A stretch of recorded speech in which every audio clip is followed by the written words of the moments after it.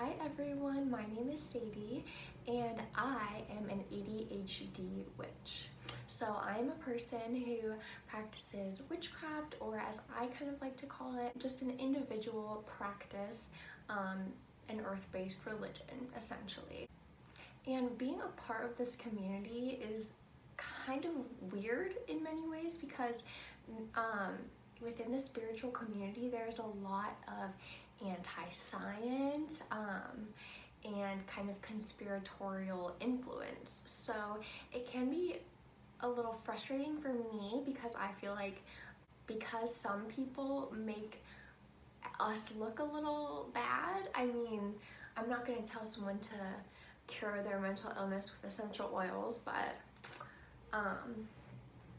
I think that's a genuine concern I have about the spiritual community, and perhaps why we haven't broken through into mainstream society as easily because of those influences. But I am a person who struggles with mental illness, and also I believe I'm a successful person. I believe I am doing pretty well for myself. I'm very blessed. And I have ADHD, and I feel as though my practice must be adapted because of just how I see the world and how I experience my daily life. So I do feel as though some practices are a little harder for people with ADHD, and sometimes we can feel kind of almost invalidated by the spiritual community if we're not meditating every single day, or doing a spell every month or something like that. So I just wanted to basically spread awareness that you can maintain your own practice and you can do your own thing and learn a lot about yourself, and I feel as though it's very fulfilling and I would recommend it to everyone. And especially since most people are in quarantine right now, at least in the US, we're kind of locking down again. So I think now is a great time to commit to your spiritual practice. And as for myself, my semester just ended, so I have been completely delving into my practice and learning a lot of new things. So for me, when I am assuming this is because of my ADHD, I start new projects all the time, and it feels like I never really get around to finishing a lot of them.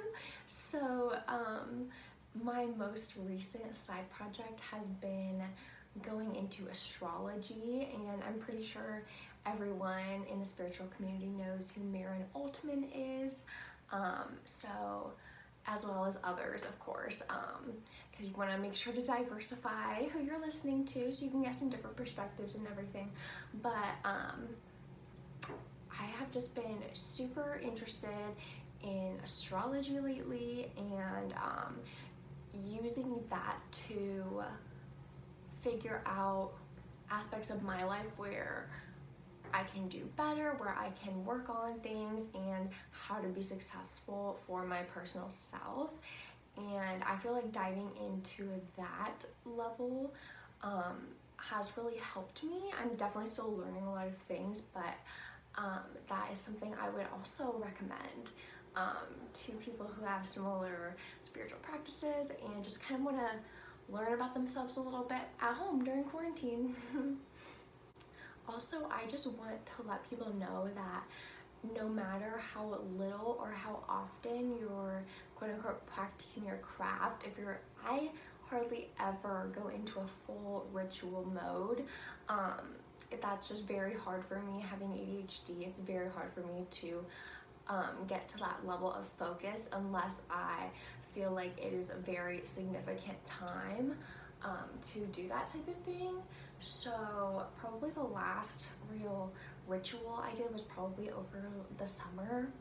Honestly, it's been quite a few months, but I don't feel like that makes me any less valid in my practice just because I'm exploring new avenues and trying to find things that works for me. I feel comfortable and happy about that. Also, I know meditation is a huge thing, and I feel like it can be so helpful to so many people. I started meditating probably when I was like 16, and I'm 20 now, so I've been doing that on and off for quite a few years, but I have seen the benefits of it, but at the same time, it's very difficult for me to do the completely like silent thing and no movement.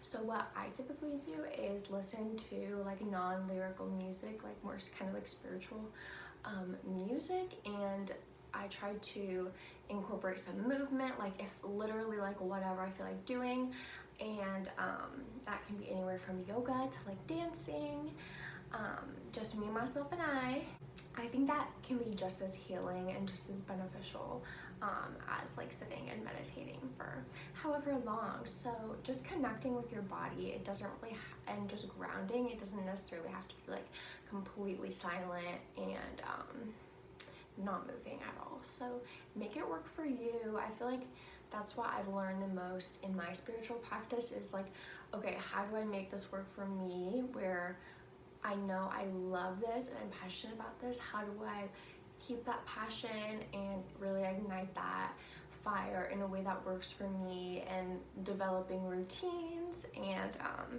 things that can assist me in my practice and in myself. I've only been talking for 8 minutes, but this literally feels like forever, so I might just stop.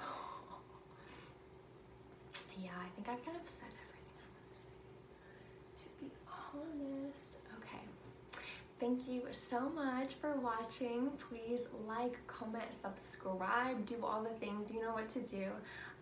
Thank you so much for watching, and I will see y'all next week. Bye.